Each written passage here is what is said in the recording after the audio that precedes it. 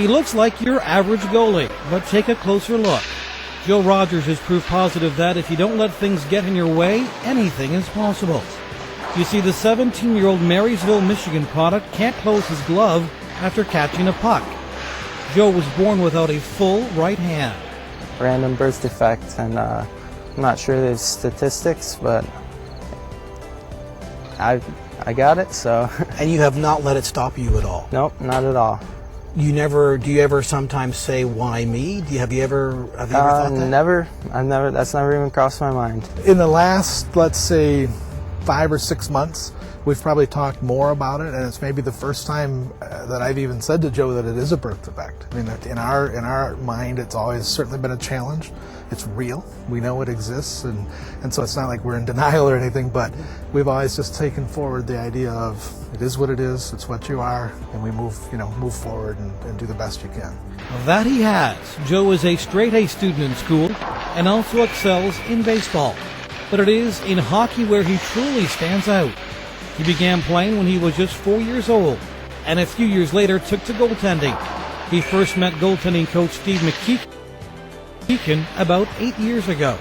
His just knowledge of the game and his instruction, and he pushes me to the limit, and it's because of him that I'm able to be where I am right now, and hope to keep moving up. Physically, he's as good as any goalie I've seen, but mentally he's far tougher than a lot of kids I've seen. He's taken an amazing challenge and he's overcame it. He's never used it as a crutch. Joe has a specially made glove that has an extra strap and more webbing, basically so the puck will not come loose. Last season, his AAA team won the Under-16 U.S. National Championships. This season, the 5'11", 170-pound Rogers has earned a spot on the Petrolia Jets Junior B team. Joe isn't the first athlete from the state of Michigan to excel in sports despite his disability. He did it! He did it! No-hitter for Jim Abbott! Jim Abbott was a star pitcher in the big leagues and was born also without one hand. The only difference between the two is that when Joe was younger, he had surgeries and had a bone taken from his toe into his thumb.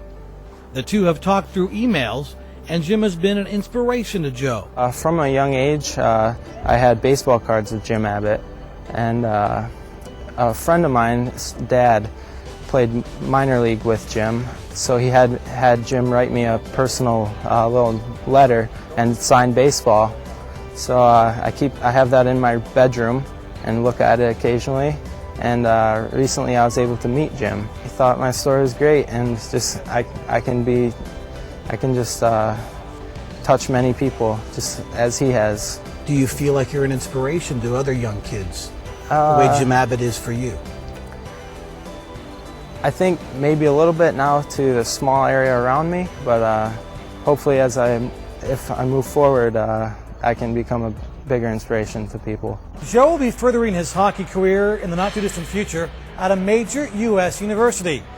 No, it will not be at Michigan State, his father's alma mater, but instead Notre Dame, beginning in 2009. From a young age, it's been my goal to play Division I college hockey and to hopefully one day make it to professional hockey in the NHL.